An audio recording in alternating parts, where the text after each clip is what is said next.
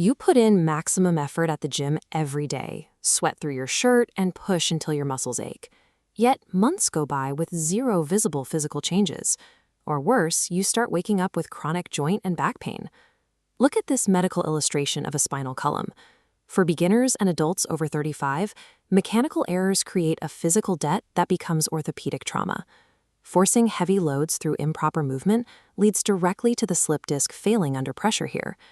This stagnation usually stems from a specific set of physical and biological oversights. While most focus on the weights, the most destructive trap isn't physical at all. It's a mental hurdle that stops most people before they actually see a change. Achieving actual physical results while avoiding injury requires mastering 3 specific areas: physical mechanics, biological recovery, and psychological discipline. This diagram compares a constricted, cold muscle to an expanded, highly oxygenated one. When you skip a warm-up, you force cold, stiff ligaments to bear sudden, heavy loads, which elevates the risk of micro-tears in the tissue. This vector diagram demonstrates weight distribution during a squat. When posture is incorrect, the load shifts from thigh muscles onto vulnerable joints. This creates a compounding injury effect. As you increase the load, physical stress accumulates on the lower back vertebrae until the structure fails. This leads directly to ego lifting, attempting to lift beyond your true physical capacity for show. This practice guarantees biomechanical failure and often results in permanent injury.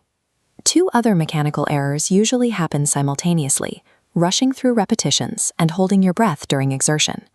This line chart tracks blood pressure during physical exertion. Holding your breath causes immediate oxygen deprivation, leading to the rapid, dangerous spike you see here, which forces your muscular output to drop. Proper mechanics and steady oxygen flow are the foundation of any training session. Without them, the gym becomes a site of self-inflicted damage. Lack of rest stems from a widespread myth. Muscles do not grow while you are lifting weights. Exercise merely inflicts trauma on the body, snapping, fraying, and tearing muscle fibers under heavy tension. Actual muscle growth is a cellular repair process called muscle hypertrophy, and it happens almost exclusively during periods of deep sleep.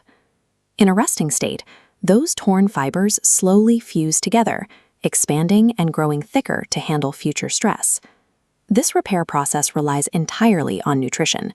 Your body requires specific macronutrients to fuel nighttime repair: protein for structural rebuilding, carbohydrates for energy replenishment, and proper hydration.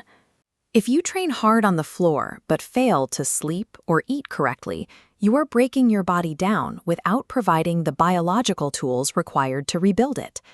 Moving past the physical and biological, another error occurs entirely in the mind, constantly changing your workout routine to chase daily social media trends. This diagram maps a neural pathway from brain to muscle. To trigger growth, your nervous system requires repetitive, consistent stress on the exact same physical pathways, called neuromuscular adaptation. The signal only gets thicker, faster, and more efficient through repeated, identical repetitions. There is also the comparison trap.